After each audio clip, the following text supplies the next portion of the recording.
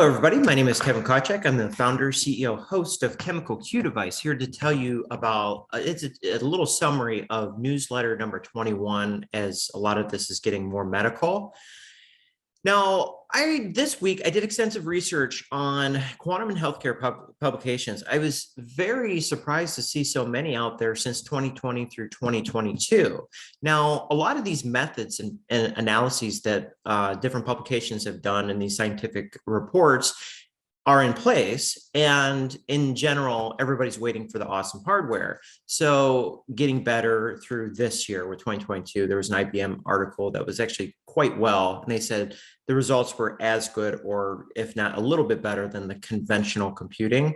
So in the newsletter, you could see that there's dementia, EEGs, medical imaging, and all of these have some aspect of quantum computing or quantum technologies. And that's in the references 2 through 15. And this is to get better patient prediction. So some of the more recent ones said that they have, and that's the goal for ChemicalQDevice is better diagnostics. So I did a bunch of research on the quantum networks, and the language that they use is pretty absolute as far as these things will happen. Probably the most surprising has been this Fermilab and Argonne National Laboratory, these two laboratories around Chicago area, and they claimed that they had both classical and quantum data being sent over kilometers of fiber optics all at the same time.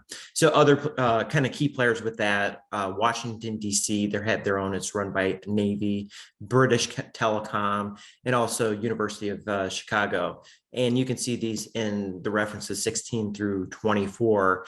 I'm meeting with a quantum vendor today. So these discussions continue. So it's more like the logistics of, how many different other hardware vendors are out there and what the future direction, the choice will be, choosing the vendor. So a good number of UCSD progressions, that's pretty clear in the newsletter in that middle section there.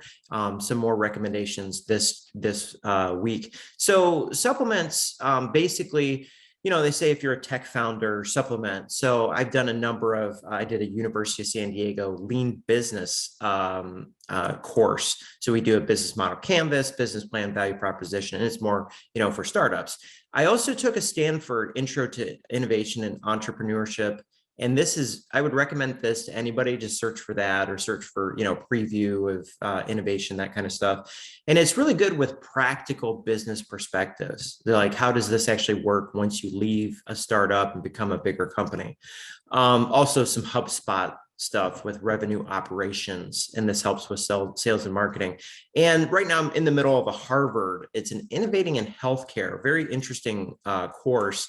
And then they have this key expert, and we go through case studies, and it's basically to simplify things, to classify startups as, is it this consumer facing, or is it more a chain, or is it just, just by a single hospital that does these types of things? So it's very helpful to get into this business and medical perspective. Now, the call to action right now is setting up a team. Now, as you can see in these developments, as they listed in 2 through 15 in this newsletter, there is a lot of awesome stuff in quantum happening. The reason why you don't hear it is because the hardware is not there and the results aren't as good. So most of the forecast projections that we'll have a practical quantum computer by the end of next year by National Science Foundation. And we had an awesome photonic announcement of doing a task in 36 microseconds instead of 9,000 years. We'll start to trickle through, because this is a government initiative. The industry's all in it.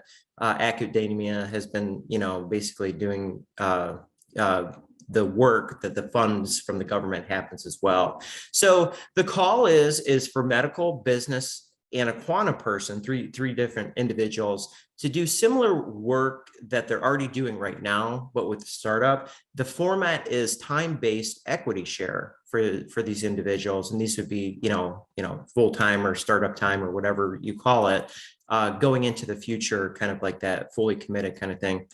So the SoCal Quantum Computing discussion is at number 40 for next Thursday. So this is July 21st. Speaker is to be announced. I do have 2 speakers lined up after that. So It should be interesting.